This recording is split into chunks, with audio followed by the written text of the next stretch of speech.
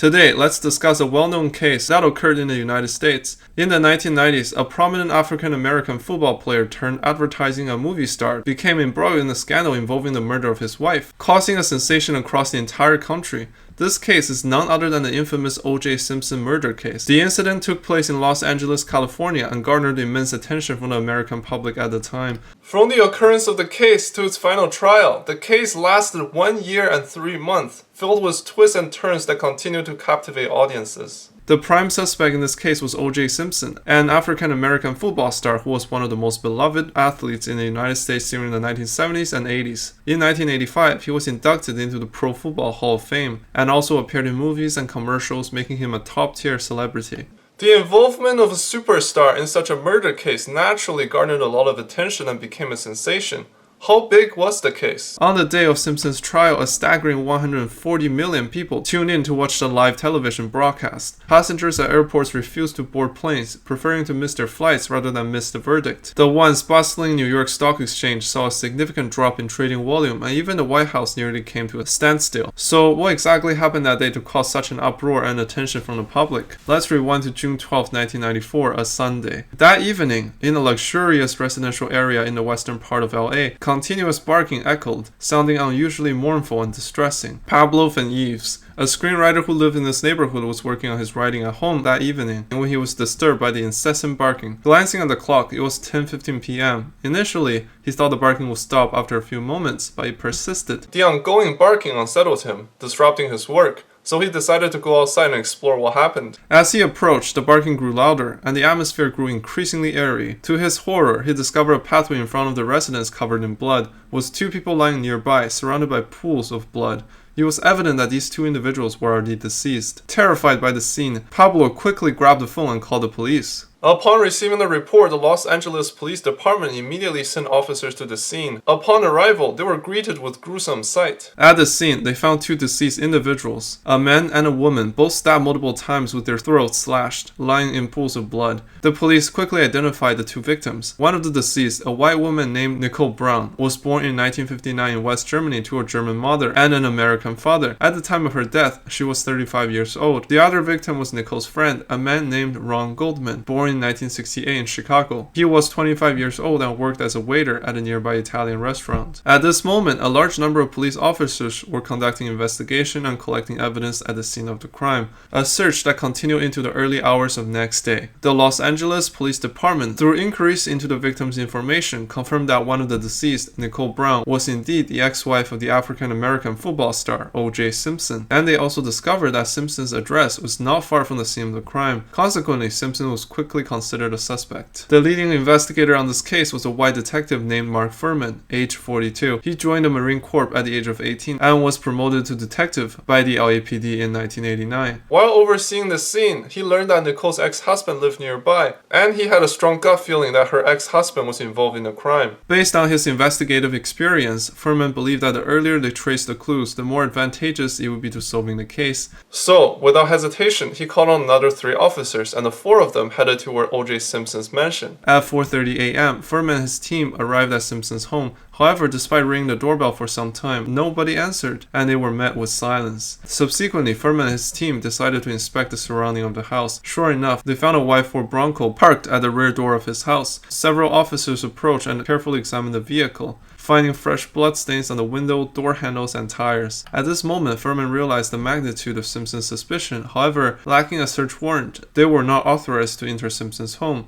Nevertheless, Furman decided to proceed, and the officers scaled the wall and entered Simpson's residence to conduct a search and gather evidence. Upon entry, they found that Simpson was indeed not at home. However, they found suspicious blood traces in multiple locations, notably on the corridor near the front door. Shortly after, they made a significant discovery. A bloody black leather glove belonging to Nicole was found in Simpson's home. This glove became one of the key pieces of evidence in the case because a similar black glove was found at a crime scene, but only one was recovered. Now, Furman had found the other glove at Simpson's home, making Simpson the prime suspect. Therefore, the immediate priority was to locate Simpson. The other deceased at the crime scene was Ron Goldman, a waiter at an Italian restaurant and also a friend of Nicole's. Now, the question arose as to why Goldman was in Nicole's house that day. It turned out that Nicole and her family had dined at the Italian restaurant where Goldman worked earlier that evening. After dinner, Nicole's mother forgot her glasses at the restaurant. Since the deceased, Goldman, was a friend of Nicole's, he made a special trip to deliver Nicole's mother's glasses to her home.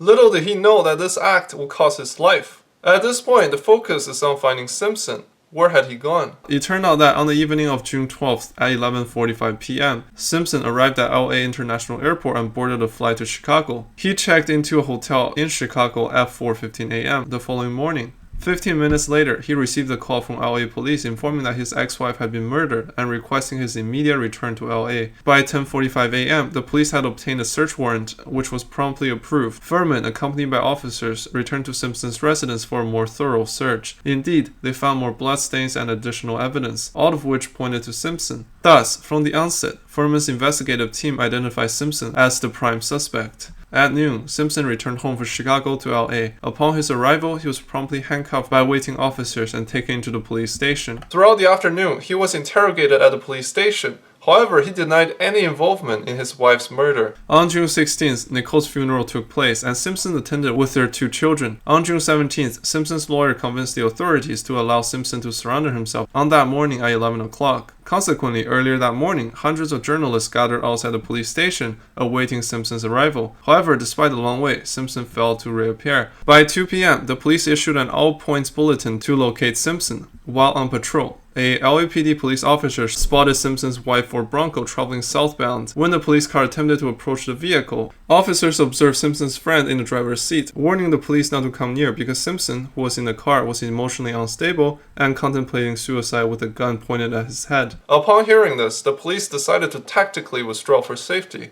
but still maintaining a following distance. Additionally, helicopters were used to track Simpson's car, preventing his escape. Furthermore, multiple media outlets dispatched helicopters to conduct live broadcasts of the scene from the air. At one point, there were police cars trailing behind Simpson's vehicle on the ground, while the helicopters from both law enforcement and major television networks hovered above. At its peak, there were a total of 20 helicopters trailing Simpson's car. Upon watching or listening to the live broadcast of the chase, LA citizens flocked to the roadside, eagerly awaiting his passing, cheering loudly, and turning the entire city into a bustling spectacle. Not only in LA, but across the United States, many people were glued to the captivating live broadcast of the thrilling police pursuit, overshadowing even the crucial NBA playoff game between the Rockets and the Knicks that was happening simultaneously. According to the subsequent viewership ratings, the audience watching the live coverage of Simpson's escape far outnumbered those tuned into the NBA game. By 8 p.m., after traveling approximately 15 miles by car, Simpson finally returned home. The police allowed Simpson to stay at home for an hour before he surrendered himself to the authorities. Next, Simpson would face charges of 2 counts of murder. Although Simpson vehemently denied killing his ex-wife from start to finish, both police and prosecution were highly confident in their case, believing that it was only a matter of time before Simpson would be convicted.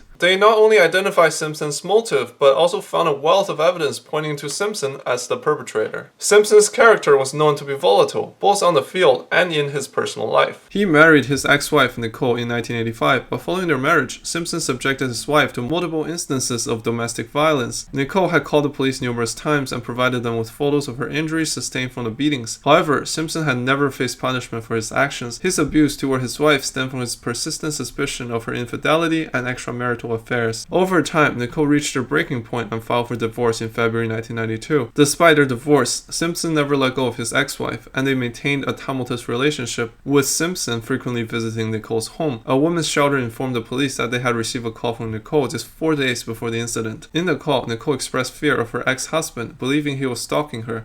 Additionally, Nicole's friends and family members attested that she often mentioned Simpson was stalking her. She told her friends that she felt like Simpson was watching her everywhere she went. 2 of Nicole's friends expressed that she was very afraid of Simpson because he had threatened to kill her if he found her with another man. At the crime scene, the police found a bloody black leather glove. This left-hand glove, after DNA testing, was found to contain blood of Simpson, Nicole, and Goldman. The other glove was found at Simpson's residence, and it was a right-hand black glove. Through DNA analysis, blood traces from Goldman were found on this glove, confirming that the 2 gloves were a pair. Additionally, the police discovered a blood shoe print at the crime scene, analyzing it to be from a limited edition men's shoe brand called Bruno Magli. This is an Italian luxury brand, and this shoe is only sold in the United States for a limited quantity of 299 pairs. The size of the shoe print measures 12, totaling 305 millimeters, which matches Simpson's shoe size. The police found some hair on Goldman's shirt, and after DNA testing, it matched Simpson's DNA. In Simpson's bedroom, the police found a pair of short socks with approximately 20 bloodstains on them. DNA testing confirmed that the blood on the socks belonged to Nicole. There were also receipts from a store called Ross Cutlery, indicating that Simpson had purchased a 15-inch knife 6 weeks before the murders. This knife closely resembled the characteristics of the murder weapon described by the coroner, and it was found during a search of Simpson's home.